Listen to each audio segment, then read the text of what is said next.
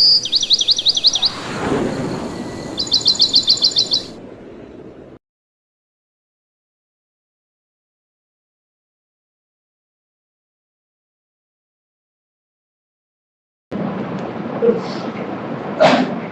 لله رب العالمين والصلاة والسلام على أشرف الأنبياء والمرسلين نبينا محمد وعلى آله وأصحابه أجمعين وعلى من تبعه بإحسان إلى يوم الدين أما بعد.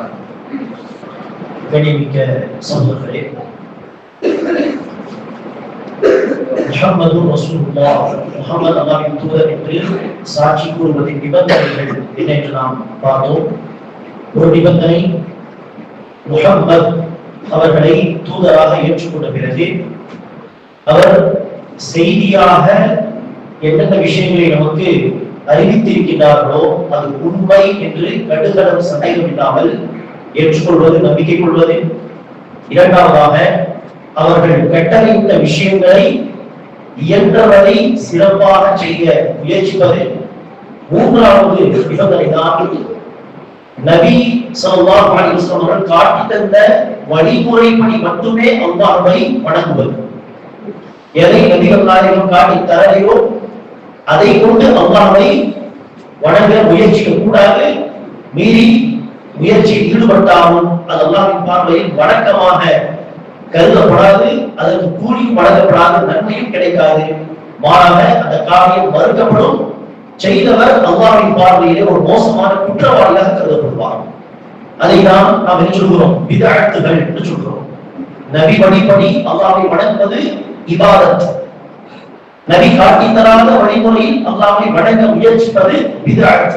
இபாதத் அல்லாஹ்விடத்தில் அங்கீகரிக்கப்படும், பிதஅத் அல்லாஹ்விடத்தில் மறுக்கப்படும்.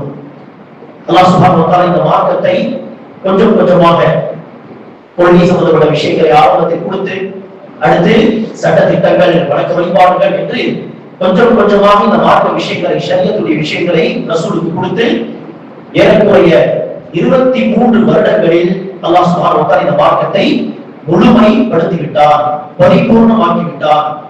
முழுமைப்படுத்திவிட்டு நபி ஸல்லல்லாஹு அலைஹி வஸல்லம் அவர்கள் தன்னுடைய வஃபாத்துக்கு 3 மாதங்கள் முன்பு ஹஜ் செய்தார்கள். அந்த ஹஜ்ஜிலே அல்லாஹ் சுப்ஹானஹு வ தஆலா அல்-யௌம அக்மல்து லக்கும் தீனக்கும், இன்றைய நாள், அரஃபா தினம் என்று அல்லாஹ் வசனத்தை இறக்கி சொல்கிறார், இன்றைய நாள் உங்களுடைய மார்க்கத்தை, இந்த இஸ்லாத்தை நாம் முழுமைப்படுத்தி விட்டோம்.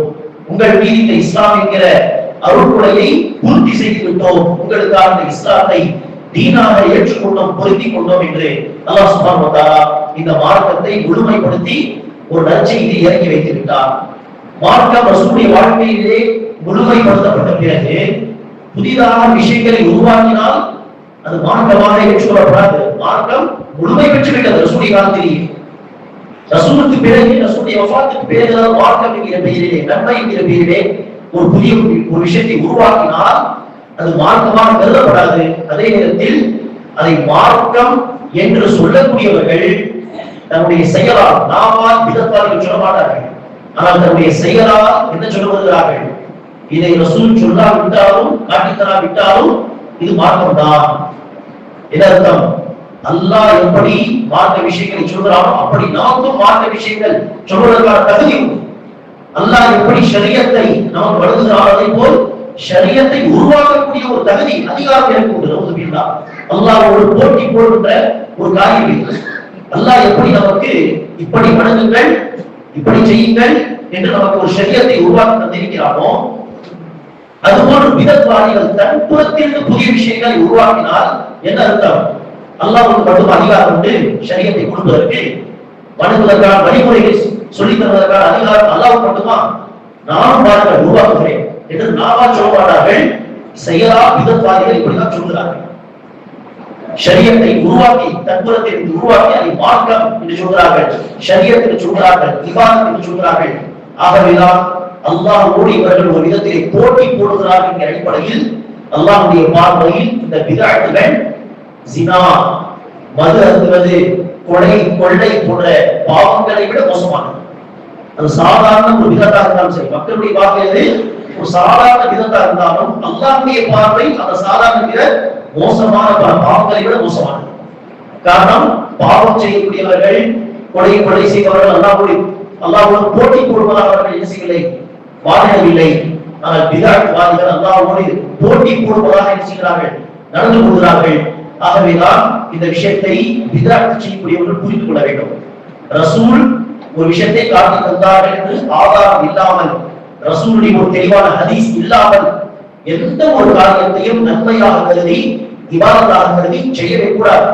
செய்தாலும் அந்த நன்மை நமக்கு கிடைக்காது. ஆகவேதான் இப்னு மஸ்ஊத் ரலியல்லாஹு அன்ஹு அவர்கள் ஒரு கூட்டத்தை பார்த்தார்கள். கூட்டமாக உட்கார்ந்து ஜிக்ர் செய்து கொண்டிருந்தார்கள். ஜிக்ர் சொன்னா ரசூல் அவர்கள் எப்படி சொல்லி கொடுத்தார்கள், எல்லோரும் தனிப்பட்ட முறையில் செய்ய வேண்டும்.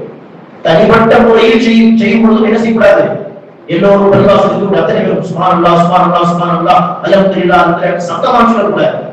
மௌனமாக நாவை மாத்திரம் அசைத்து மௌனமாக நிதானமாக செய்வதுதான் ரசூல் காட்டி தந்த வழிமுறை.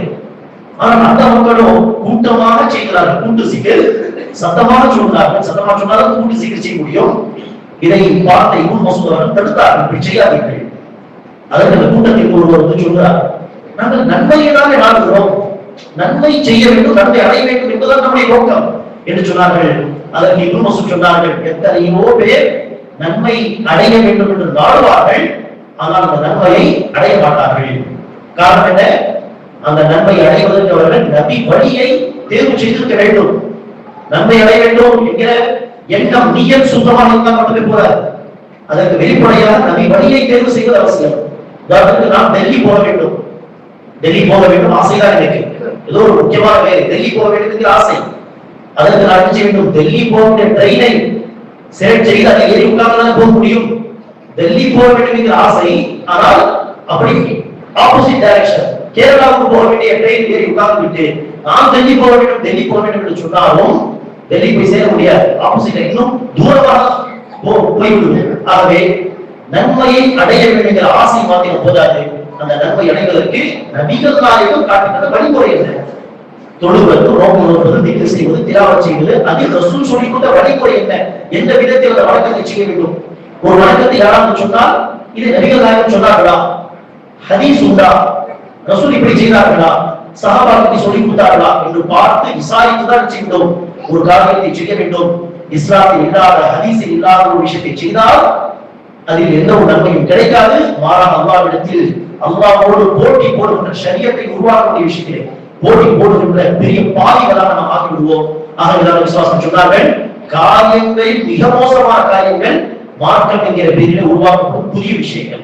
ஷர்ருல் உமூர் முஹ்தஸாத்துஹா வகுல்ல முஹ்தஸத்தின் பித்ஆ, ஒவ்வொரு புதிய காரியம் பித்ஆத்தாகும், வகுல்ல பித்ஆத்தின் ضلالة, ஒவ்வொரு பித்ஆ வழிகேடாகும், வகுல்ல ضلالة ஃபின்னார், ஒவ்வொரு வழிகேடு நரகத்தில் போய் சேரும். அல்லாஹ் சுப்ஹானஹு வ தஆலா வழிவழி பித்ஆத்துகளை விட்டு பாதுகாப்பானாக.